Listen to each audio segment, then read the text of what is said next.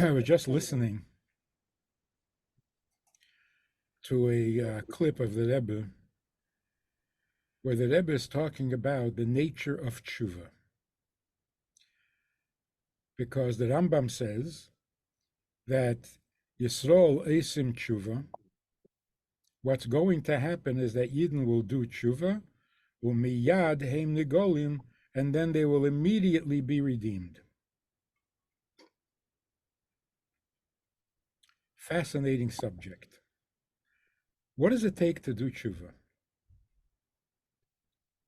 So the Rebbe quoted the Gemara that says, if a man says to a woman, I want to marry you on the condition that I am, with the understanding or the condition that I am a complete tzaddik, a tzaddik gomer.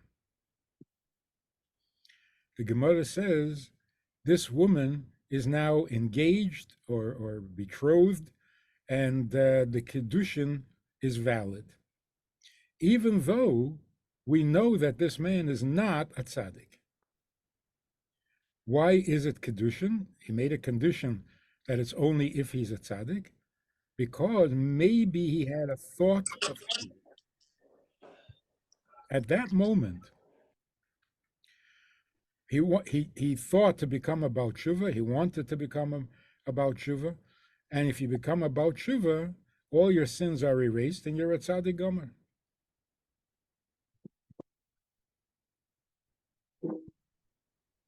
Actually, in another place, the Rebbe said another fascinating thing. If a person was not a tzaddik, and he thought of Teshuvah, then he doesn't become a tzaddik gomer. He becomes a Baal Teshuvah, which is higher than a tzaddik gomer.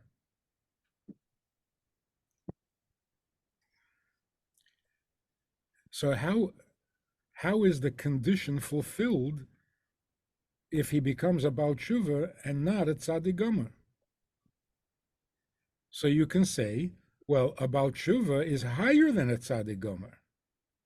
So if she's willing to marry a tzaddik gomer, she's certainly willing to marry a Baal Teshuvah. So the Rebbe said, no, that's not how you fulfill a condition. If you make a condition, I will marry you on the condition that I'm a tzaddik gomer, you can't say, all right, in the end, I'll be something bigger than a tzaddik gomer, which is even better. How do you know she wants better? Like if a person says, I marry you on the condition that I'm a millionaire. It turns out that he's a billionaire. The kiddushin are not effective.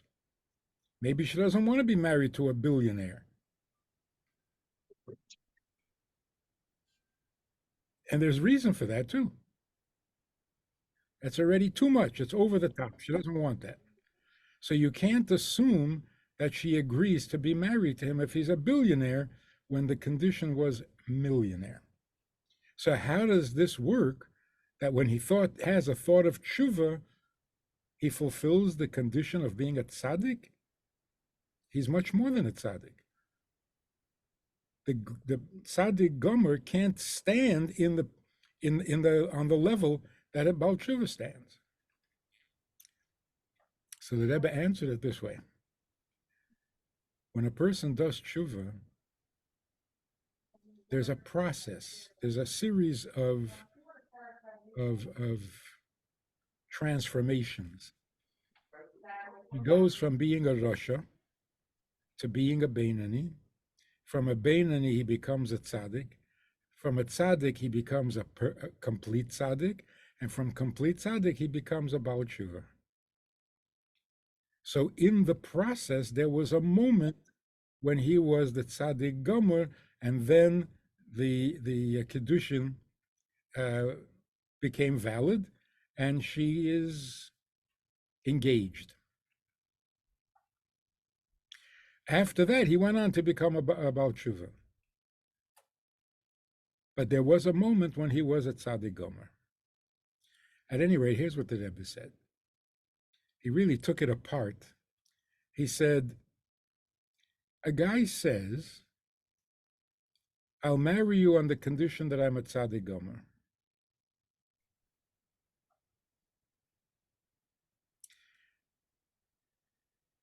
But you know he's not a tzaddik at all. And you might suspect that he's doing tshuva. If he is doing tshuva, he's doing it because he wants to marry her. So he may have an ulterior motive. So if he has a thought of tshuva, and that moment he becomes the tzaddik, the marriage is, at least on a doubt, valid, and it takes effect. What happens if a minute later he goes out and sins? The Rebbe says it doesn't matter. He never changes anything in his behavior after after after the contract, after the engagement takes place. So he wasn't a tzaddik before. He's not acting like a tzaddik after, but there's the possibility. Maybe at the moment when he offered to marry her, he was sincere about becoming a tzaddik, and therefore the engagement happens. Now, we're not talking about engagement like today. Engagement today is simply the intention to get married. But in the olden days, kiddushin was a very serious condition. So here's what the Rebbe said. The Torah makes every effort, goes out of its way. Every rabbi that was worth anything spent years preventing a woman from being an aguna. An aguna means she is not married, but yet she can't marry anybody else. That is a horrible condition. And the Torah says that anyone who frees a woman from that condition is doing the greatest thing and deserves the greatest reward. Now, this guy says, I want to marry you on the condition that I'm a tzaddik. And she becomes engaged, committed to marry him, if she agrees. Look at what's happening here. We're not absolutely sure that she is, in fact, betrothed. But on the possibility that he did think tshuva, she is betrothed, and now she can't marry anybody else. The Rebbe says, look at how powerful a thought of tshuva is. He didn't do anything right before. He doesn't do anything right after. His behavior doesn't change at all. But for the moment when he thought tshuva, he became a tzaddik, and at that moment, it was real enough to cause a betrothal. This is serious business, right? Oh, God. There's another aspect to tshuva. A person who sinned all his life, the moment before he dies, the last moment of his life, he says, I regret all the sins I did. If I could do it all over again, I would not sin. This man has died about tshuva. Even though nothing changed, he said, I regret, and then he passed away. And until that moment, he sinned. But that moment of sincere tshuva, he is a complete Baal tshuva. And then I said something even more powerful. The Gemara says, a person who kills himself is not buried in the cemetery, he's not honored in his death, and he loses his portion in the world to come, which is extremely serious. There are very serious sins that don't carry that punishment. A man commits adultery, he doesn't lose his portion in the world to come. So this is a really serious damage to the soul. However, listen to this.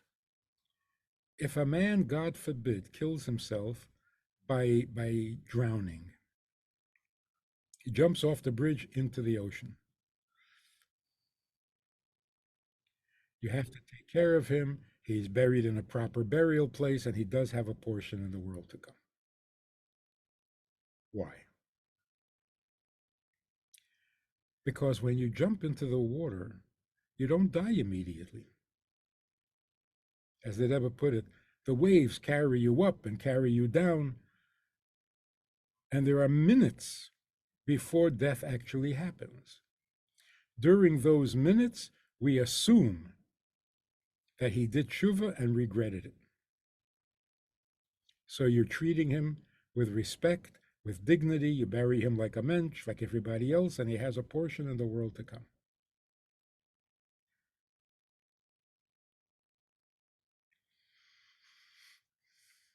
Because of a thought of teshuvah, a thought of teshuvah that we never heard. Nobody heard him do teshuvah. But the possibility that he did teshuvah, or maybe the probability, is enough that you change your treatment of this person, and he is buried right alongside tzaddikim in the Jewish cemetery. What an amazing thing this teshuvah is.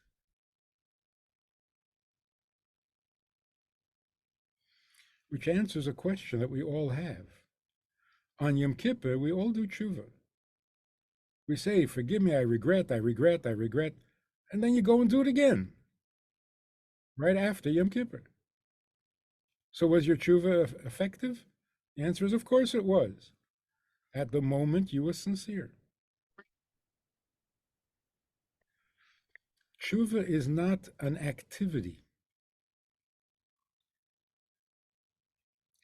Teshuvah doesn't take time. In an instant, you turn around emotionally and you want godliness. That's teshuvah. During these days, with what's going on in the world, it's hard to imagine that there is even a single Jew in the world who hasn't had a thought of teshuvah.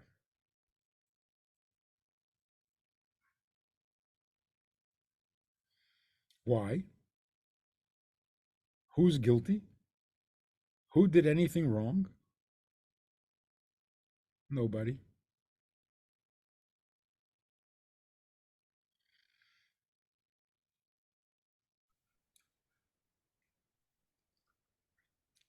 But look around at what's going on.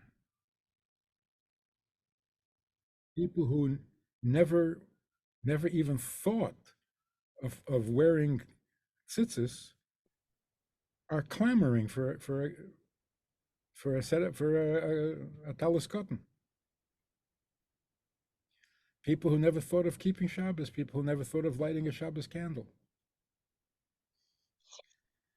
And then the critics and the pessimists say, yeah, but it's not going to last. It's only because, and as soon as it's over, they're going to go back to. That's not how it works. A moment of tshuva, you become about tshuva. What you do after that, that's a separate question. It does not invalidate the tshuva. So when the Rambam says, in the end of days, Jews will do tshuva and Mashiach will come immediately, we're there. The tshuva is there. I don't know if you heard this story that's going around. There was a protest on a campus, very nasty, pro-Palestinian, and nobody did anything to counter it until finally one professor, Jewish professor, who is known to be an atheist, got up and started screaming. The police came and arrested him for his own safety. The next day, he came to class to give his lecture. A woman walked up to him, a student, and she gave him a bouquet of flowers. He said, "What is this?" She said, "I was so proud when you got up there yesterday and you told the truth and you said what you had to say. I just had to give you the flowers." So he said, "So you're Jewish?" She said, "No." He said, "So why are you so proud?" She said, "It was just amazing and inspiring to see that you really are the chosen people." So he said, "You know I don't believe that."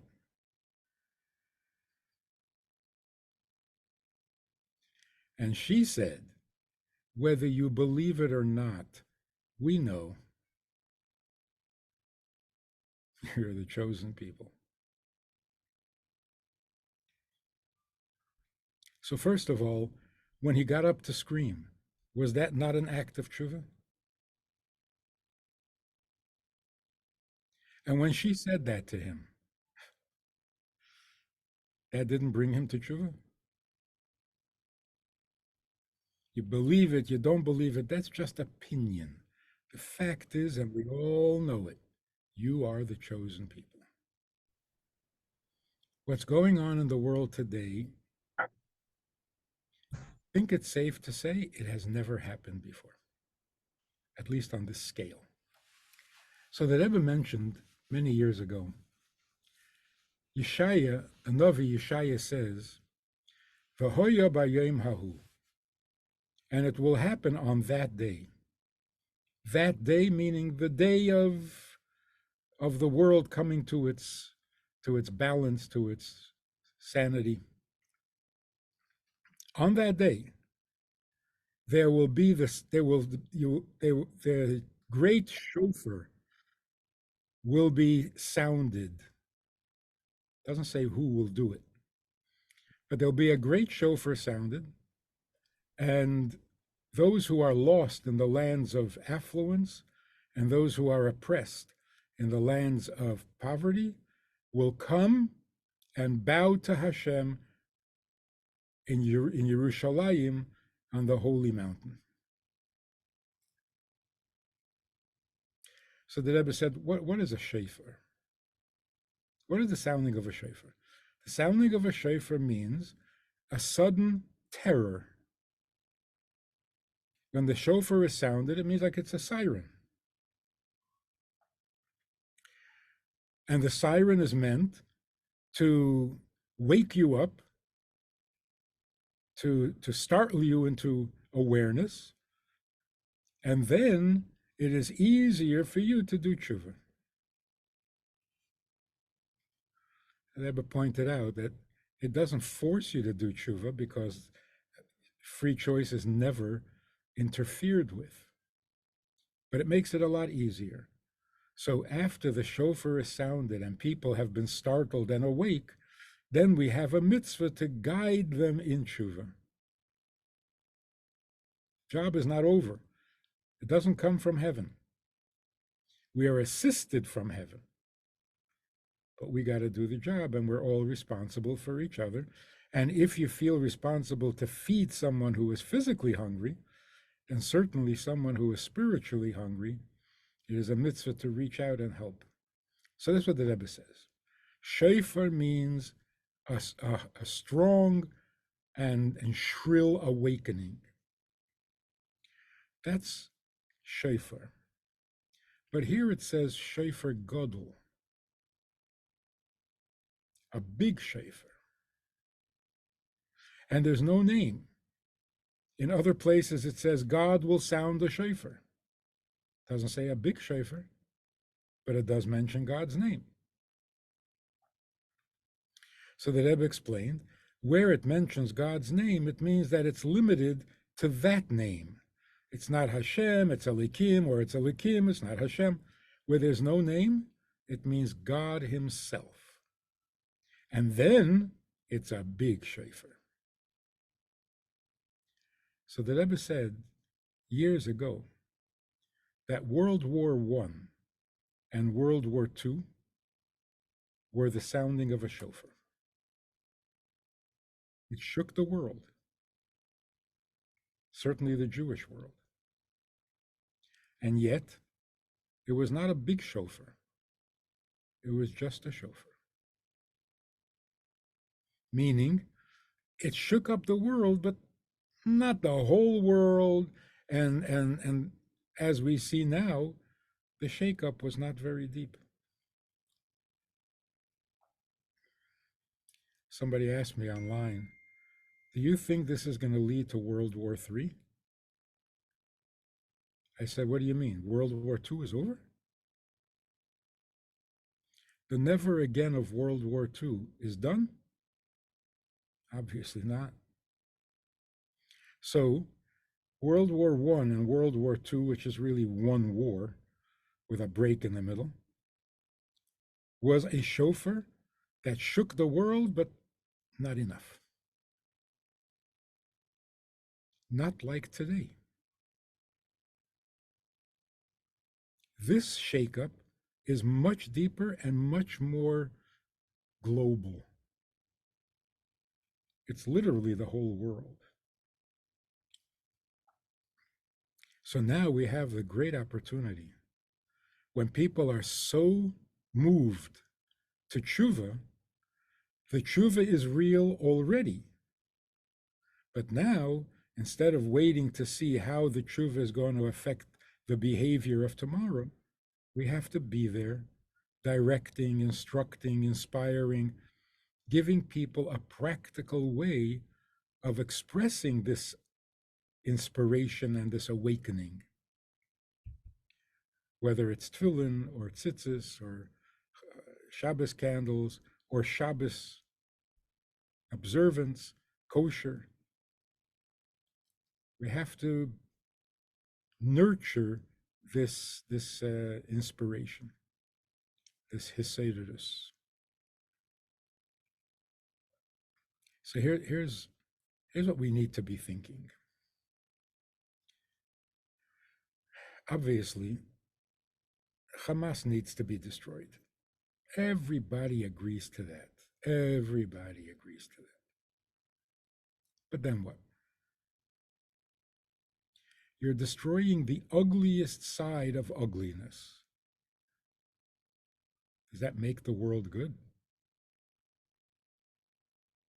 You're removing the ultimate slime. What about the rest of the world?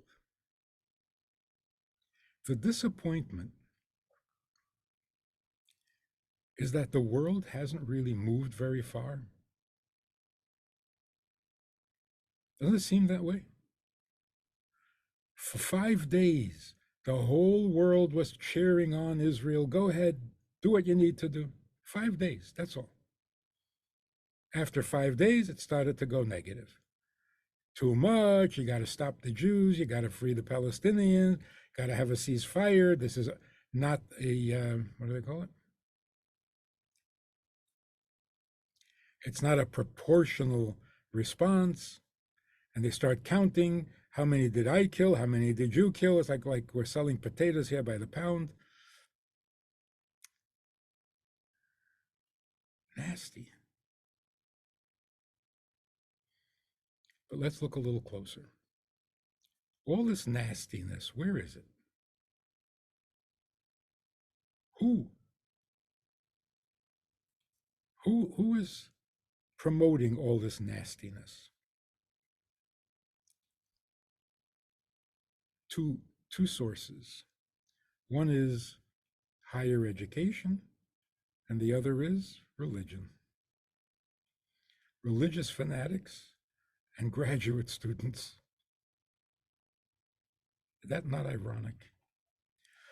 The Gemara says that before Mashiach comes, everything will become clear, meaning there'll be no hidden evil and there'll be no hidden good. Evil will come out from where it was hiding and you never expected, and goodness will come out from where it was covered and you didn't expect it. So look at where the ugliness is coming from in the world, from college campuses and from religious houses of worship. The two places that are supposed to humanize us turns out to be worse than the average person. Oh, quick question. Yeah, Which religion are you referring to? all religion. All religion is toxic with criticism and with condemnation and with fear mongering. Some say you're not allowed to fight back, and some say the whole thing is your fault to begin with. And some religious Jews also have their opinion. It's because we're sinning, it's because we don't deserve. I mean, all sorts of horrible, ridiculous statements. So we can't look to religion or to education. Well, then it's all over. What other hope did we ever have? Where did we think morality was coming from for the last 1,000 years? Only from those two sources. If people were educated, if people read books, if people read Shakespeare, if people listened to classical music and appreciated great art, they would become ennobled people. Didn't happen because the entire education was secular, which means value free.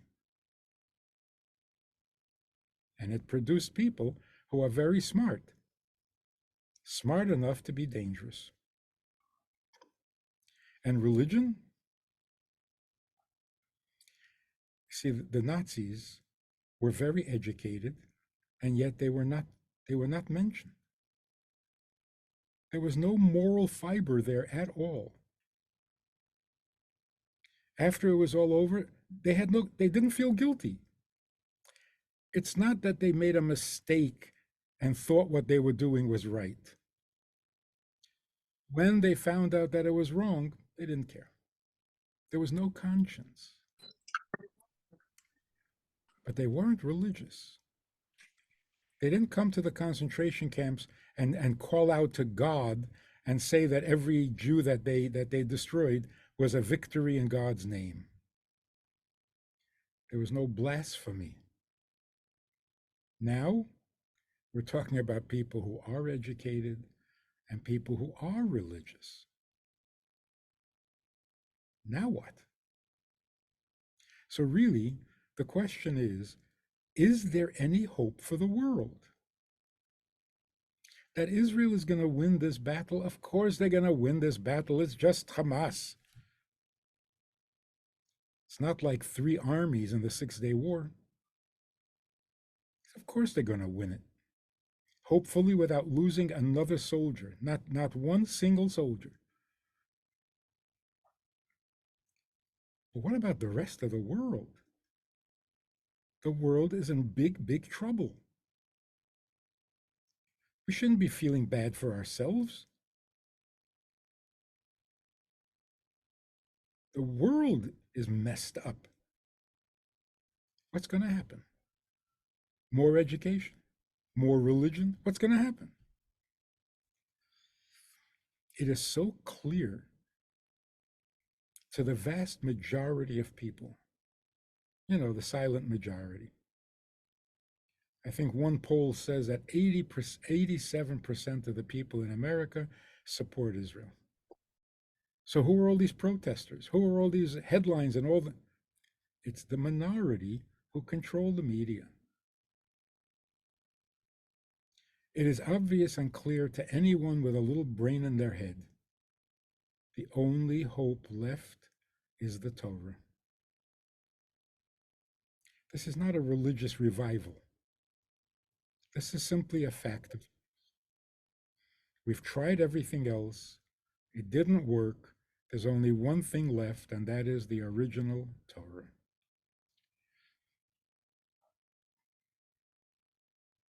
So we have to be more proud, more confident, more outgoing, not retreating, not hiding, not apologizing, for the benefit of the whole world.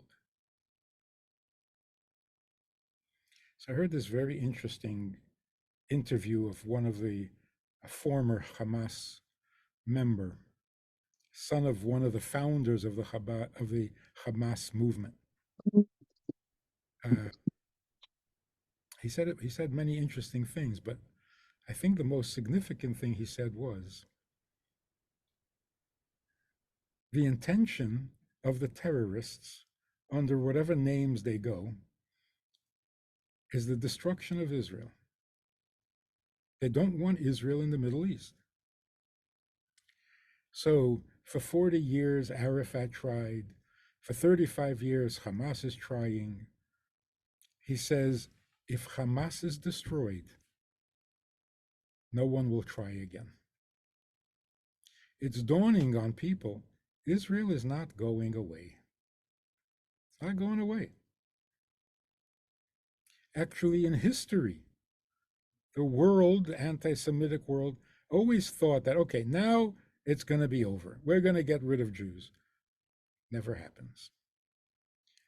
So the Arab world, the Muslim world, who are thinking maybe we can get Israel out of they're realizing Israel is not going to go away.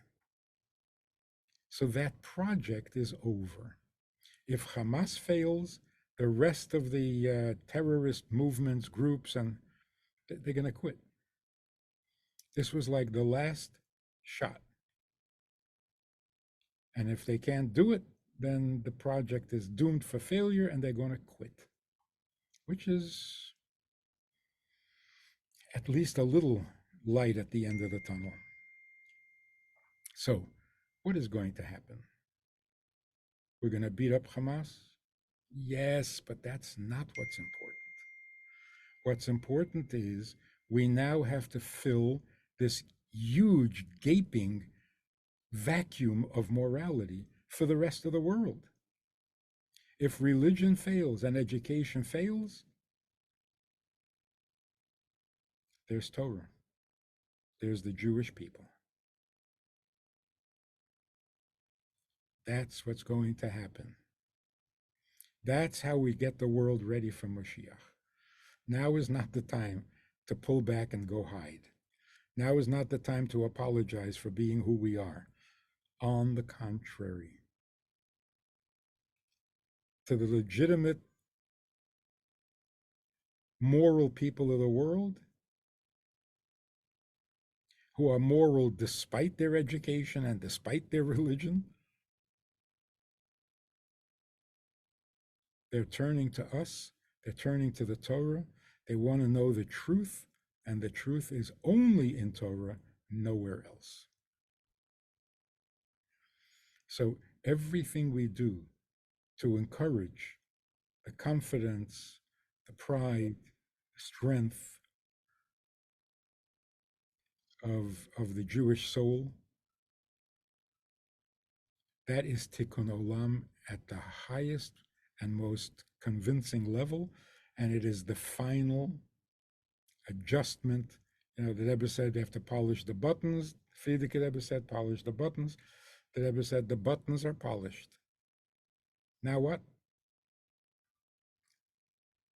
Now the rest of the world.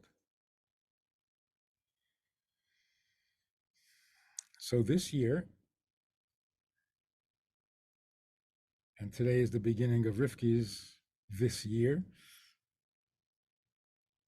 This year is going to be the year in which there will be that day that the shofar has been sounded, and the result is going to be that those who are oppressed and those who are drowned in luxury, in other words, the free world and the non free world, all of it will bow to Hashem on the holy mountain. Now, what does it mean to bow? What is bowing? So there is kneeling and there is bowing. Kneeling means like a curtsy. You bend your knee. Bowing means falling on your face.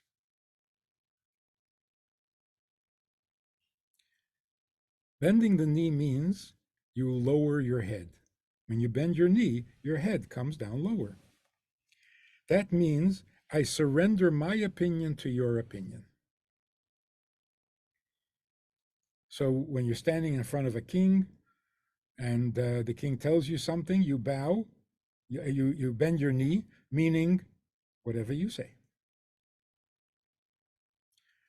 Bowing, falling on your face, is much more than whatever you say. It's not the king's opinion is more powerful than yours, or maybe even more correct than yours, more intelligent than yours. That's just one function, intelligence. Falling on your face means anything you want. Not you out argued me, not you're smarter than me, whatever you want. Bowing to Hashem on the holy mountain means the world comes to Yerushalayim and says to God, whatever you want. Your way. It's your world. It's going to be your way. That's the end of Golus for the whole world and for the Shekhinah itself.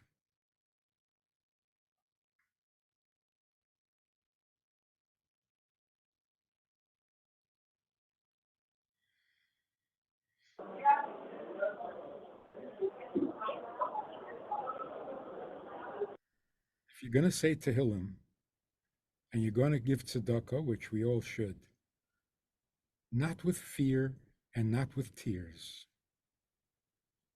Say Tehillim because they are songs of praise for the miracles that we're going to see. And give tzedakah in advance of the miracles that we're going to see. And the miracles are not going to come from heaven. They're going to come from people. That God can perform miracles is an old story. What we need to see something new and different is that people become the miracle. What God has done for us, we all know. Now it's time to do something for God. He has been our miracle, now we have to be his miracle. And we will be. We are being. So, of course, there's going to be great success, and of course, we're going to win, and of course, Hamas will be destroyed. But it's up to us to do it in the most effective way, in the most moral way, which means quickly, and that within days or hours, we should be able to be dancing in the streets. That's another thing that this Hamas guy said. The interviewer asked him, are the people of Gaza behind Hamas? Are they supporting Hamas? He says, I promise you one thing. When you finish destroying Hamas, Gaza will dance in the streets.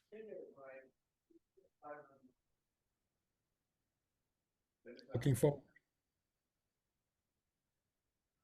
So let's get to some of the questions. What are people thinking?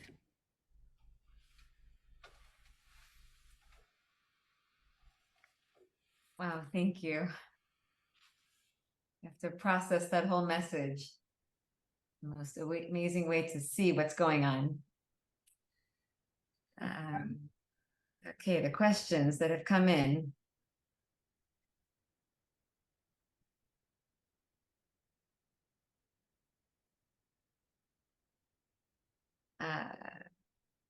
They're on all different subjects. Okay. You want me to, you like that? Yeah. To stick with that? I'll just do it in the order that they came. Good. Okay. How do neshamas end up at different levels if they all start in the same place and have same path through Hishtalshalos? Interesting question. Souls do all start in the same place, but they don't go through the same process in coming down to earth. They all go through the chain of levels, of worlds, of spheres. The question is, which one do they pick up? Which one gives them their color and their style and their level of avodah? So the neshamas of Atzilus. And the neshama of Atzilus has to come down in a body. So it has to go through the world of Bria, and through the world of Yetzirah, and through the world of Asiya. But it picked up the qualities of Atzilus and retained them through all the travel. But then there are those neshamas that also come through Atzilus, but they don't pick up Atzilus, they pick up Bria. They pick up the qualities of the nature of Bria. Then they go through Yetzirah and Asiya, but they're basically neshamas of Bria. And then there are neshamas that come through Atzilus and through Bria, but they pick up the qualities of Yetzirah. So that's why souls are all different, because we each have a different shlichus. Some of us are meant to be the presence of Atzilus in the world of Asiya. Some are meant to be Bria in Asiya. Some are meant to be Yetzirah, and some are meant to be Asiya within Asiya. Who is greater? Flip a coin.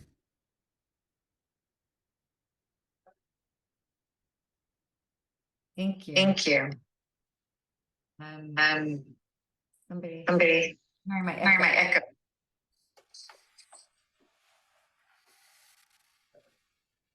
When you say we will be on the mountain, is it necessary that we're there in person, or is it in our prayers?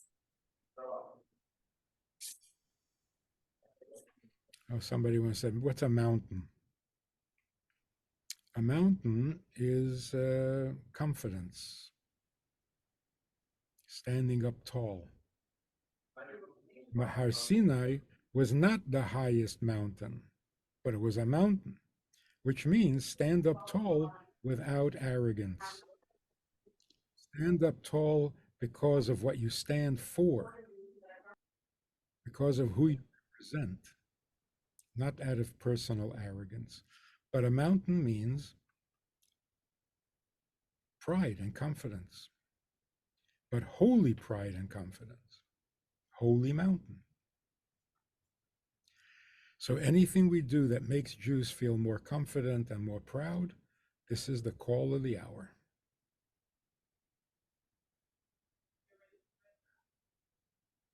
Thank you. Now here's some questions that maybe you answered before in talking about Israel, but this is what was sent in before.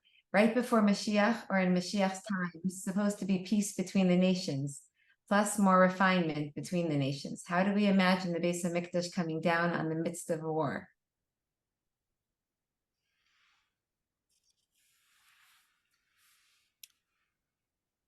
I don't know, for 50 years I've been saying, how are you going to build a Beis HaMikdash when it's occupied by a mosque? The only way it makes any sense at all is that the Muslims will take it down and help us build the Beis HaMikdash. The fact that there's a war going on right now, it'll only lead to the conclusion that Jews have to build a Beis HaMikdash. And some spokesman from Saudi Arabia If you can look it up and hear it yourself. It says, what is this argument about the Temple Mount? The temple, that mountain was never holy to Muslims. It belongs to the Jews. It's where King Solomon built the temple. So it's not like we have to convince them. They just have to realize that it's time. It's time. And then we won't have to destroy the mosque. They'll take it down and they'll help us build the Beis Hamikdash. That's how Mashiach comes peacefully, even though there's a battle before. But the resolution is not the result of war. The resolution is the result of sanity.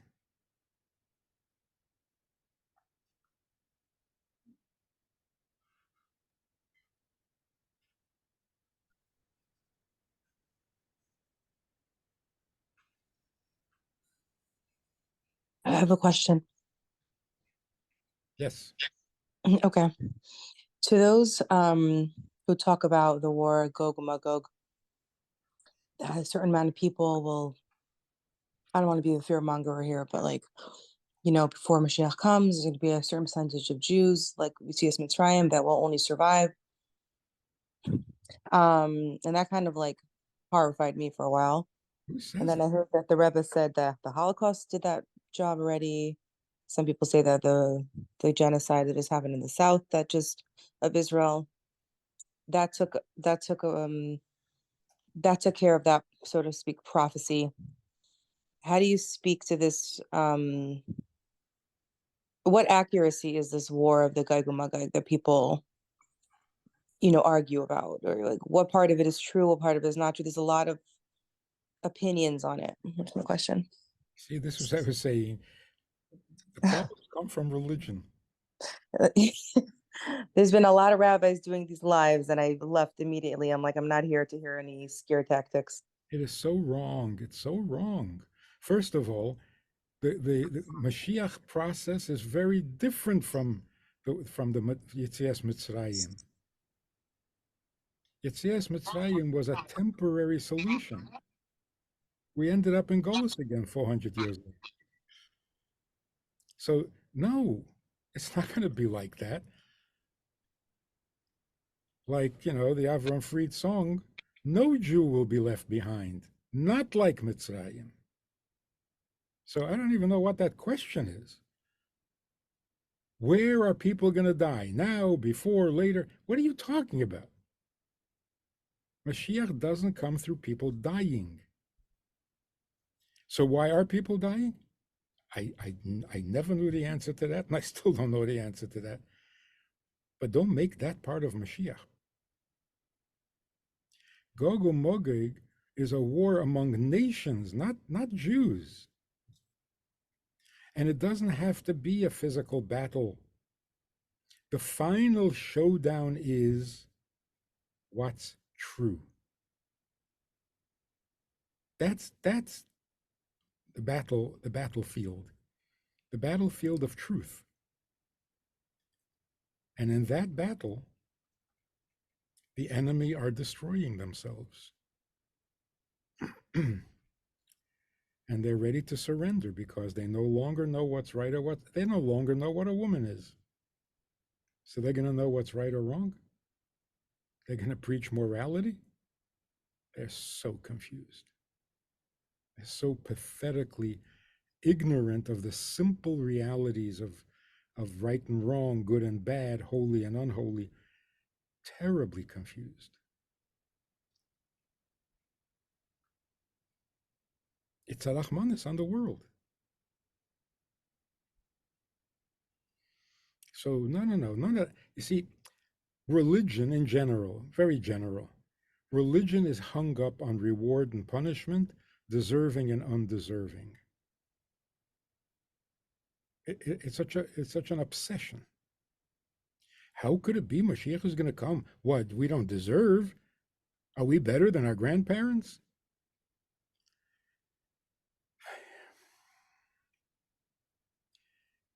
We became Jewish people because we deserve. We were chosen because we deserve.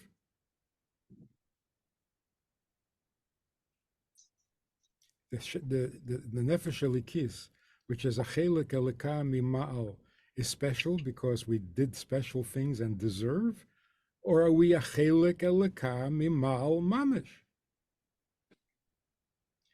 This whole thing with deserving and not deserving, it is such an un-Jewish principle.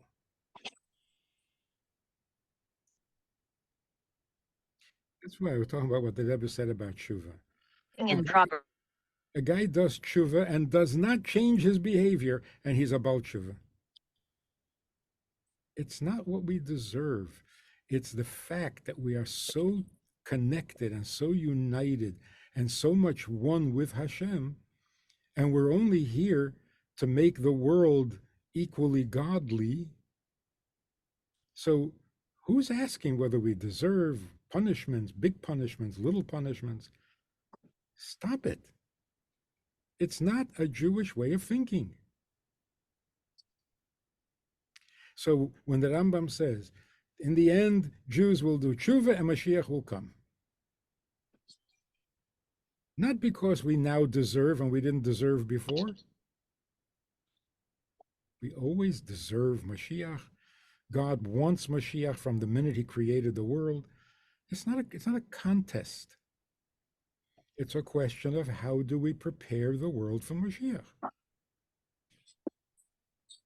Why it's such a messy, painful process, I don't know. But don't turn it into some kind of a contest. The good guys and how good are you? Who's better and who's the best and who's going to get to heaven first? That whole way of thinking is just. Here, one more thought. The Rambam says, Yidden will do Teshuvah umiyad hein nigolin. Miyad, which means right away. But there are two words that are used to describe a speedy result. And it's used everywhere. Takef umiyad. Takef means immediately and miyad means immediately. What is the difference? Takef means one thing, something happens and it causes the other thing to happen. So if A happens, then B will quickly happen. That's called takef. Connected to. As soon as you do Teshuvah, Mashiach will come. But here the Rambam doesn't use the word takef. He says only miyad. There's something very significant there. Miyad means instantly, has nothing to do with what happened before. So the Rambam is saying, Yidden will do Teshuvah, and that will not cause Mashiach to come. Once Yidden do Teshuvah, Mashiach can come instantly. Which means, when we do the Avodah we're supposed to do, we make Mashiach. It's not a reward for what we did. It's the result.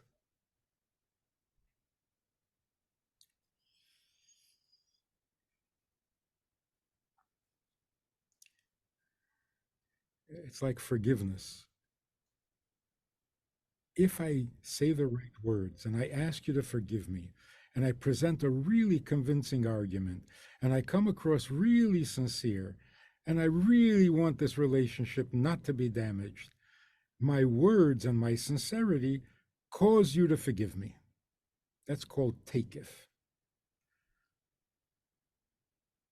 I influenced your forgiveness.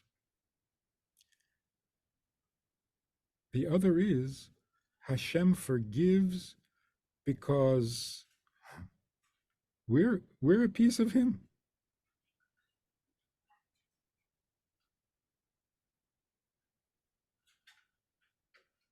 By Moshe Rabbeinu, it says, the Hebrew says, Solachti kidvorecha. I forgive you in response to your words. There's a higher forgiveness. Forgiveness because everything Hashem wanted has been fulfilled. The plan is successful. There is tikkun olam. The world is now godly. Yes, Mashiach comes. So this measuring of, and you see the miracle of the oneness of the people in Israel. Just a day before the attack, Israel was fighting, divided. It seemed like there was going to be a civil war. They were hating each other, the right wing and the left wing, and it was serious. There was serious division. And then overnight, gone, never mind. I don't care about those issues. I don't care if it's a democracy or this kind of democracy, that kind of Supreme Court, the other kind of Supreme Court. That's all childish baby stuff. All of a sudden, we are one people. There's a change on both sides of the aisle. The Haredi world suddenly realizes this is not an Israeli. I'm listening to something right now. Later. They never considered themselves Israeli. And so when there was a problem, it was an Israeli problem, not their problem. Now they realize it is their problem. Now they're feeling a need to join the army and to protect each other. And now they're running out to the battlefields trying to do whatever they can to help. And the secular are suddenly realizing we are ready to fight. But for whom? What are we protecting? What are we protecting? We're going to fight today to preserve the right to fight again next year? We're fighting to preserve Judaism, a Jewish way of life. So why are we neglecting it when there's no battle? There's such a shift that is bringing the two sides together, because it's not about deserving good people, bad people. It's we're Jews. This is way beyond good and bad, way beyond reward and punishment, way beyond religiosity. This is MS. Is a Jew a Jew? I rest my case. Are we God's people, the chosen people, the apple of his eye, one with him? And what are you babbling about? There has to be punishment, there has to be a war, that people have to. None of that has any relevance anymore. We're way past that. And that's why you listen to these opinions, and you have to turn it off. It does not ring with truth at all. It just sounds nasty.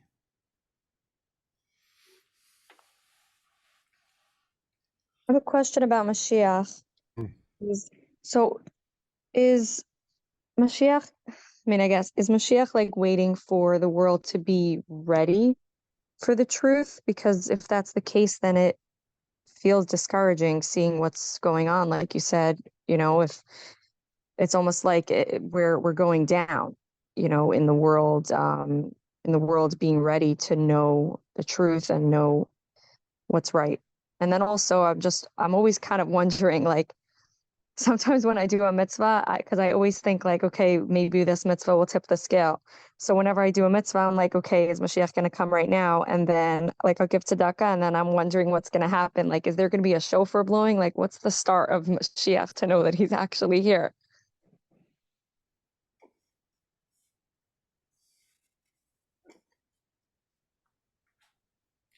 One more mitzvah can tilt the scales. But what does that mean? That we don't deserve Mashiach? If we do one more mitzvah, then we will deserve Mashiach.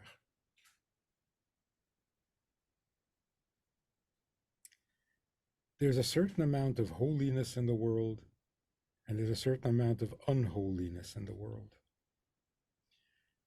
The unholiness, like let's say in the times of Noach, the unholiness was so overwhelming that there was hardly any reason for human beings to remain on earth. Pretty bad. So you might say the world was 99.9% evil. Noach and his family. Nine good people in the whole world. We've come a long way. A whole long way. Because of Matan Torah. Since the Torah was given, there are far more good people in the world than ever. In the course of history, there are more good people today than there were 100 years ago, than 50 years ago. 100 years ago, and even 70 years ago, a decent person was so rare that their picture hangs in Yad Vashem. They were the righteous Gentiles. And you can count them. Not today. Today, the righteous Gentile is the vast majority of people. All the noise, all the tumult that you hear, bombarded from all directions with bad news, is because it's only a handful of people who have to keep shouting and showing you pictures to convince you of the reality of evil and that it hasn't gone anywhere. It's still strong. It's still, but it's not. It's not at all. It's a tiny minority, and this tiny minority has no idea what it's talking about. People out in the streets protesting, they have no idea what they're protesting. They have no idea who they're defending. They have no idea who they're condemning. It's sheer lunacy. So how long can that go on? And how deep is it? It's very shallow. So what does it mean? One more mitzvah can tilt the scale. It's not a question of deserving. It's a question of a teacher walks into a classroom. The kids are climbing the walls, swinging from the chandeliers and fighting with each other. And you say to the teacher, well, what's your lesson? Teach us something. I can't teach you when you're swinging from the chandelier and killing each other. So the class starts to settle down. One by one, they get into their seats. 2 kids out of the whole class are still fighting each other with knives and with guns and with, no, so can you teach? You do one more mitzvah, it tilts the scale, and those students will calm down and sit down or leave the classroom so that the teaching can begin. Mashiach is a teacher. More than anything else, he's a teacher. But you're gonna start teaching when nobody's listening? How do we get people to listen? When the force of goodness, meaning even in quantity, when there's a greater quantity of godliness versus the quantity of unholiness, the unholiness is going to have to settle down and give up. So one more mitzvah means another drop of holiness in the world, and the class is ready to learn. But it's not a question of deserving or not deserving. That judgment is long gone.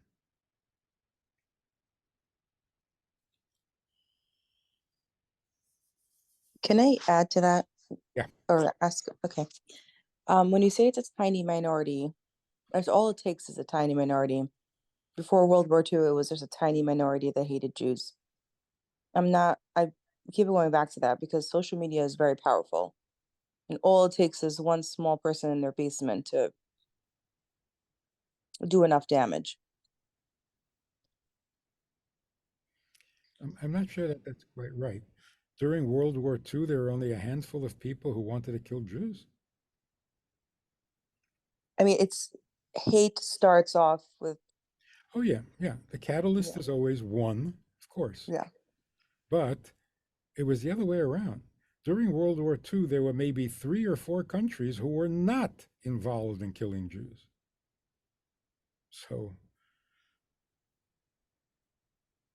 the change is pretty drastic.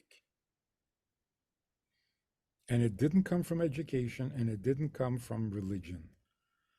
It came from the fact that we've been doing mitzvahs under impossible circumstances, and the harder it is, the more godliness it produces. And since World War II, the godliness has exploded. Because after a Holocaust, every mitzvah was so powerful.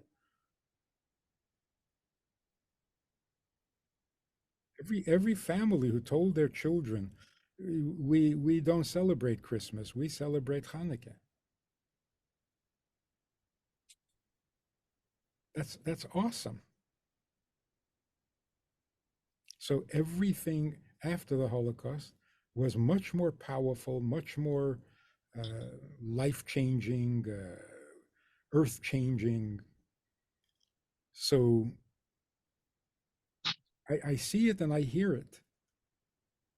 People who use the internet to find out what Judaism is all about, to listen to rabbis speaking, to classes, to shiurim, millions and millions of non-Jews from all over the world.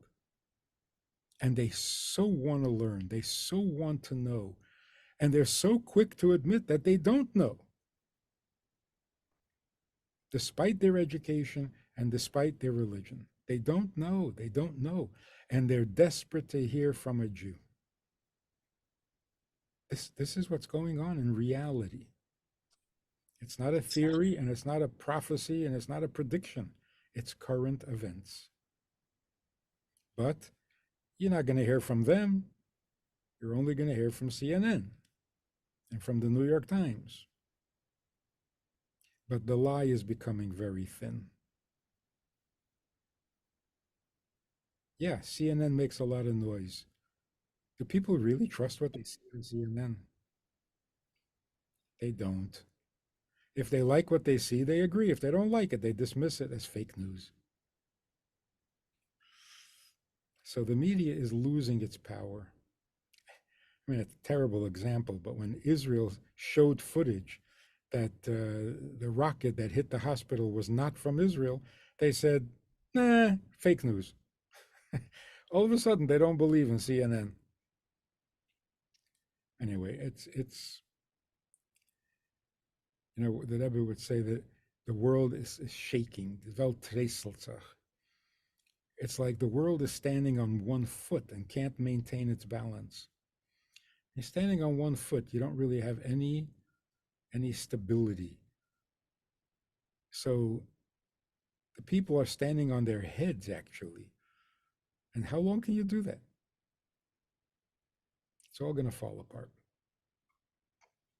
And the goodness and the holiness and the truth, Hashem Echad, it will be so obvious and clear, there won't need any miracles. That's what we're looking forward to. Will we be doing something now to reach out to non-Jews?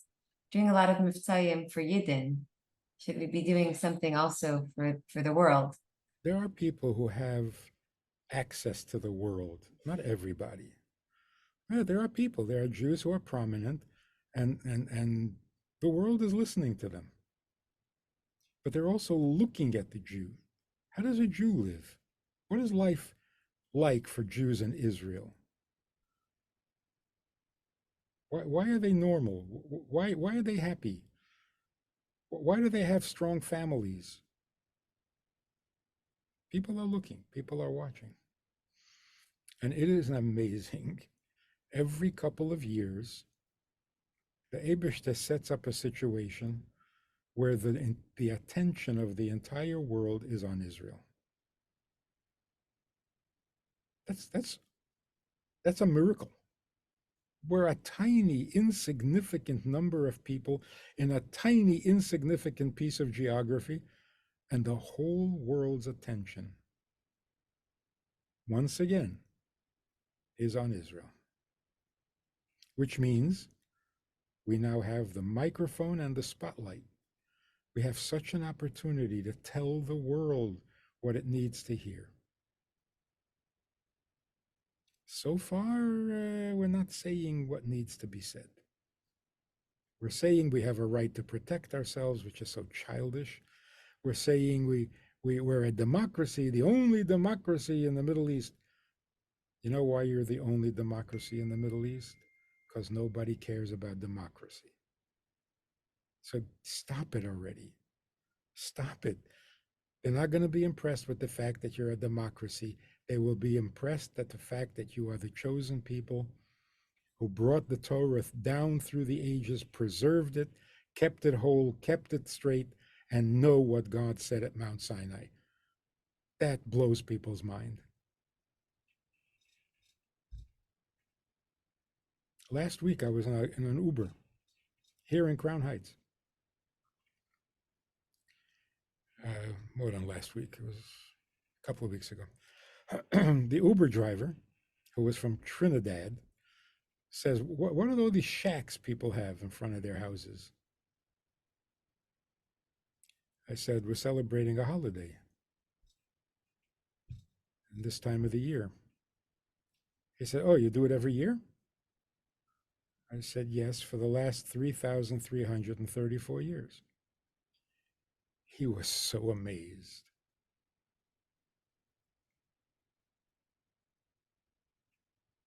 It's pretty amazing. Wherever we were taken, whatever the circumstances were, 3,334 difficult years, to put it mildly. And every year there was a sukkah. Come on. Being a democracy means nothing compared to that. So we have the opportunity every day. The world is listening and we have the microphone. Say something that the world needs to hear, not defend yourself. It's not about us, it's about the world.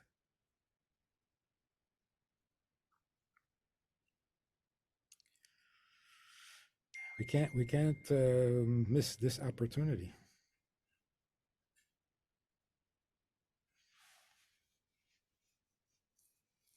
Speak in the name of God, speak in the name of Torah, speak in the name of Moshe Rabbeinu. The Middle East will hear you. You keep talking democracy, they tune you out.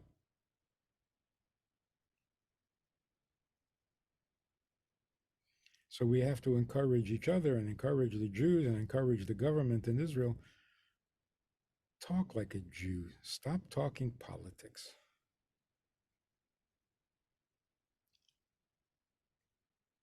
Tell the world we're the chosen people. We were given the land of Israel.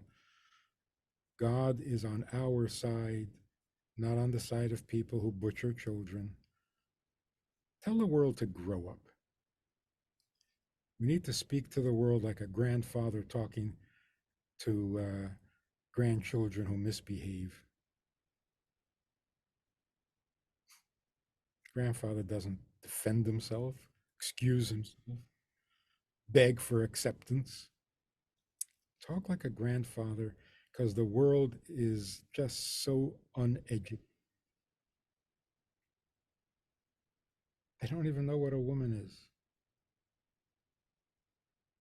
Want to hear something really scary? Somebody was saying, do you know what the Hamas people did to babies? They mutilated babies. This is horrible. This is unthinkable. They mutilated babies. And the other person said, oh, you mean what we're doing in America to children in the hospitals? The trans people, we're mutilating babies. That's a scary thought, no? You think only Hamas is in trouble? The world is so ignorant, so dangerously ignorant. We got to save the world. Tikkun Olam is more important now than it ever was. And the world knows it. And every day it becomes clearer to the world that the only hope is the Torah. What the Torah says for the rest of the world. And why will they trust us to tell them? Because they see that we kept the Jewish part of Torah that is addressed to the Jewish people. Now, if we can do that through all of our difficult history, then we have the authority to tell them what Torah says for them. It's just so simple, so obvious now. Why were we so confused? How is the world so confused? They really thought they can improve on Torah. And this we had to argue with them about. For 2,000 years, we had to argue about that the Torah is true.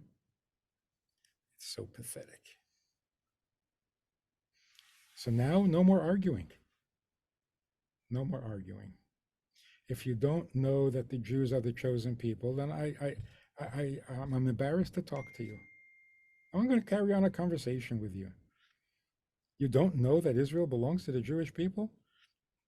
Go back to kindergarten. You don't know that Yerushalayim is the capital of Israel? Were you raised in a cave? I'm not going to argue with you. Go back to school, grow up, become educated, and then I'll talk to you. It's just painfully embarrassing to have to engage in these conversations. You don't know what a woman is, but you're telling Israel how to fight a moral war?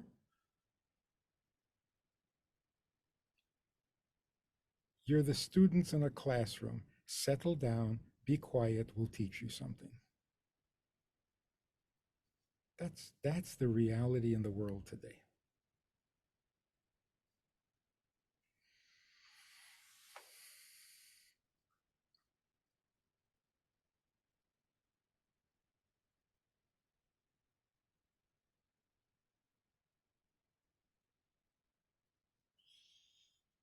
We have deserved Mashiach for 3,000 years. It's not a question of deserving. And anyone who questions that is not a friend of the Jews, even if he's Jewish.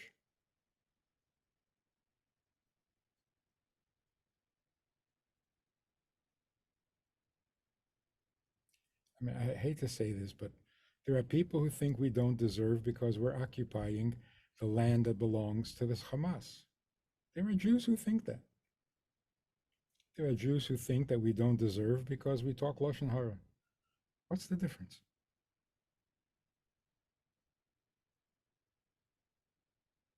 It's the same idea that is mistaken. You have to deserve to be Jewish. You have to deserve to be normal.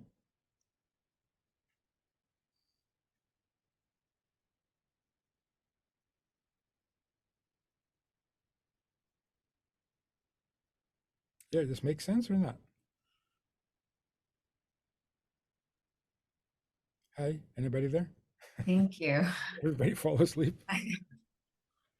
It's refreshing to not be afraid of what's going on, but to see how exciting at what point in history we're up to right now.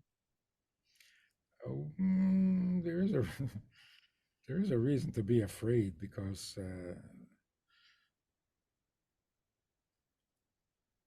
there's a very angry mob out there. But they are not the main problem, and they are not the solution. Beating them up will not do the job that we're out to do. So we got to look past the fear, past the danger, past the ugliness to what is our goal? Our goal is not to defeat bad guys. That's necessary. And we'll do it. But that's not the goal. The goal is a grand goal. The goal is that the nations of the world will come to the Jews and say, Beis Yaakov l'chu v'neilcha. Lead the way, we will follow, and tell us what God really wants. That's the big noble plan.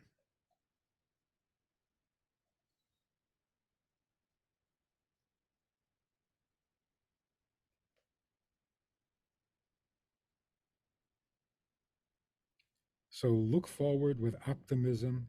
Tomorrow will bring good news, lots of good news. The miracle is going to happen because it has to happen. But then the world will listen. And we will be a light to the nations. And the Eibishter will become reality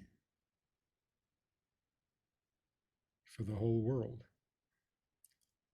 That's what we're doing for him. And we are a miracle.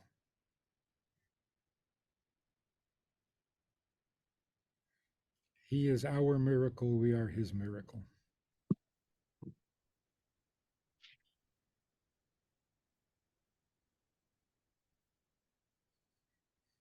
While this big story is going on, the big picture, how about in everyone's personal lives, where people still have their own personal struggles, whether in marriage or children or health? How do we, is it the same approach? Not deal with the challenge, but it's not, how would we apply the same message at home? Yeah, but look, the things that we argued about, the things we were upset about, all of a sudden, they're so petty. It's like it's hard to talk about anything today other than what's going on in Eretz Yisrael. Why? Because everything sounds so petty. How do you sit and talk about there's a war going on? Is Israel going to go in on foot? Do they have to go into the tunnels? It's so dangerous. And by the way, why don't you take out the garbage? Come on. It's very sobering. People aren't thinking about who's taking out the garbage and who said what and why. We need to say Tillim. We need to send goods to Israel, to the soldiers. They need it. There are so many important things to do. The petty stuff is just embarrassing. So if I was doing marriage counseling today, she said that, he said that, what did the, you know what? You want to be married and want to keep this family going? Start being nice. Now get out of here. You can't be nice? Then you're beyond hope. All it takes is be nice. Be right. Do the right thing. You're telling the whole world to do the right thing. Yeah, it's much easier today. We have matured. We've matured because of the Yom Kippur War. We've matured because of COVID. And we're certainly maturing now. So the pettiness is falling away. I think every family wakes up thinking, what can we do?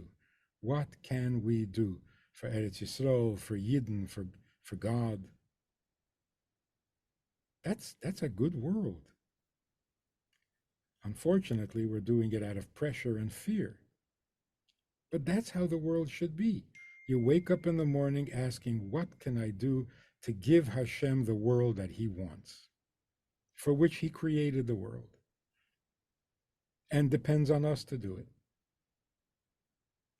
What can we do? What can we do to champion emes, to get rid of the sheker? Yeah. Personal lives are much better. Maybe not for everybody, But for those who are not a little more mature now, I don't know. Got to go back to kindergarten. Got to rewind and start from the beginning. How can you not be more mature, more focused, more sincere? How could you not?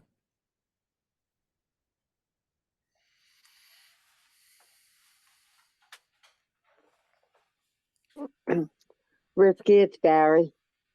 Hi. First of all, thank you, both of you. This was amazing. You said that you feel better.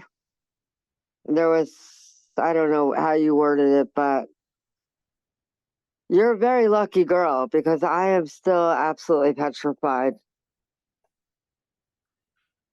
So how do you feel that? How do you feel that how did you word it? There was hope, or I don't know. You said something very positive, and I can't, Ilan had his baby, and 2 days later, it felt like the sun went down. Look, there is a good reason.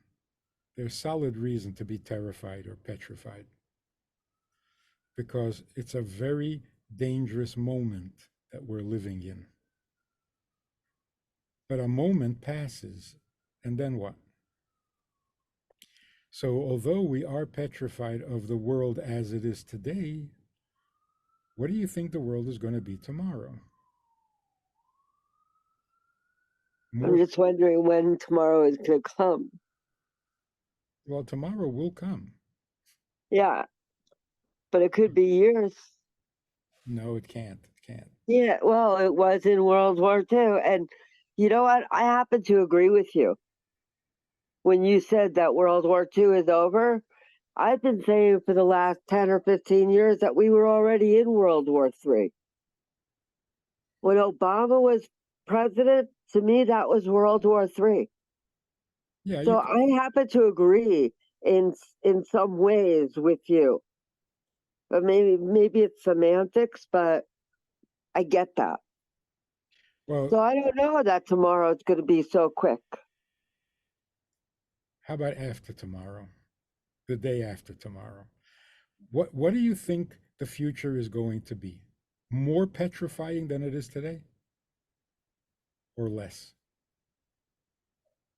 I mean, I can only hope that it's less. Of course. But I don't know. No question about it. No, it can't go on for a long time for two reasons. First of all, Israel can't. It's a tiny little nation. It can't go on. It's going to spend all of its money. It's going to get it. No, it'll be a disaster if it drags. Look, I'm not one of the people that fear that Israel's going to be gone, because I don't believe that.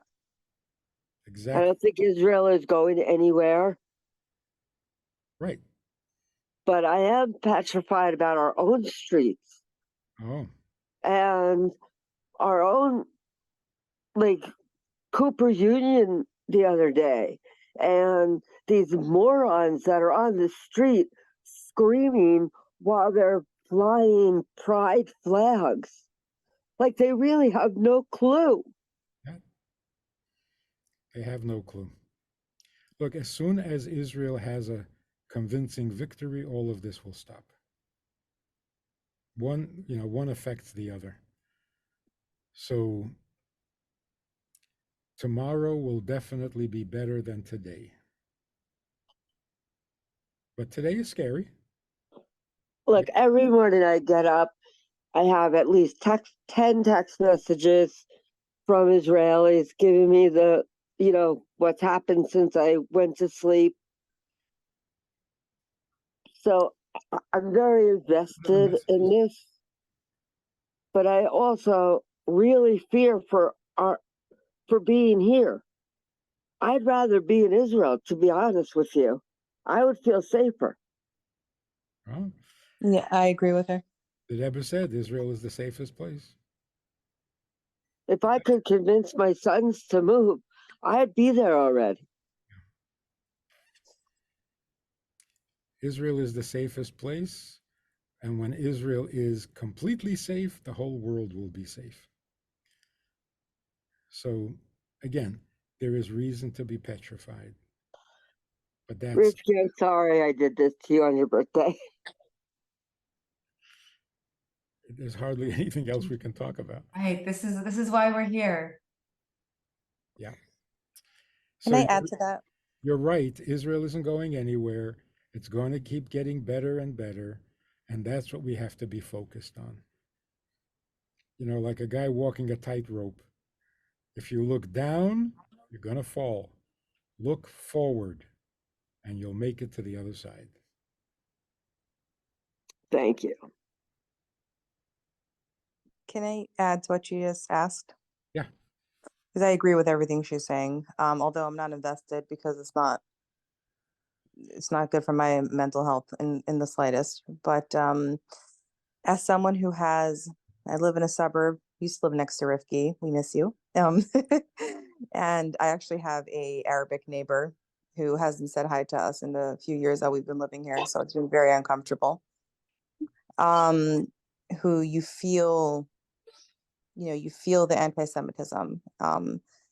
Yes, we have to be connected to Torah and mitzvos in order to, make your keli, but you also have to invest as a Jew. Like, what would you say are physical means of preparation without the fear, but just, in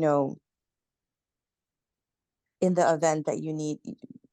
I can't think of a way to say the question, but I think you understand what I'm saying. Everybody should do what they can that makes them feel safer. I mean, there are people who are buying weapons, people are carrying pepper sprays, and even here in Brooklyn. If it makes you feel safer, do it. There's no mitzvah to walk around petrified. So whatever you can do that makes you feel a little more secure, go ahead, do it. It's reasonable.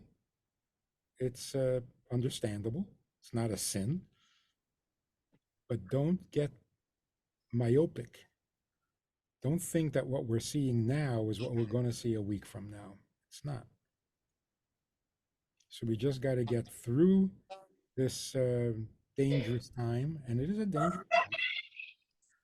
It's like, going in the valley of the shadow of death. You go through it, you come out the other side because God is with us, and nothing is going to happen that God is going to overlook, or things are going to somebody's going to get hurt by accident. God is running the world. Okay, one final thought. The people who pulled off this raid, this horrible, disgusting, whatever, they went home convinced that God is on their side, right? They're celebrating. To them, this is a religious victory because what they did successfully proves that God is on their side. Now, is there any truth to that? Is it true that if you're successful, it means God is on your side? Or does it depend on what you're successful at? If you're successful at being evil, you are pure evil. I mean, God is on your side.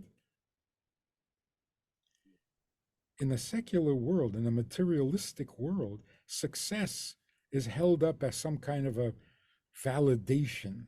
If you're successful, you're a mensch. If you're successful, you must be right. If you're successful, God must be. It is absurd. A 4-year-old would know that that's not true. Now let's look at we were victimized. And we've been victimized a lot. Does that mean we're wrong? Does that mean God is not on our side because we are not successful? It's just as ridiculous. We are the good guys. We are right. God is on our side. Where is the success? I don't know. But is success what we're looking for? Or is it goodness and holiness and godliness and truth? Now, it's a very good question to ask. What if I am doing the right thing and I'm the good guy, shouldn't I be successful? Good question. Why do the righteous suffer? It's always been a good question. But it's also a good question, why do the wicked prosper?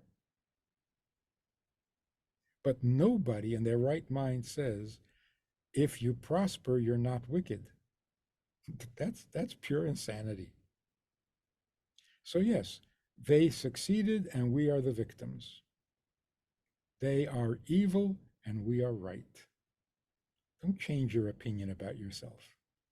Don't start to doubt yourself, because that's exactly what they want. We are definitely the chosen people. And we should not be afraid to say it to the world. You guys are in such big trouble. We are the chosen people, and we can save you from your own ignorance. Settle down, get in your seats, take out your notebooks, and we'll teach you something. And your life will become so much better. That's where we're at. And since Rivki came to Crown Heights, you can see a difference.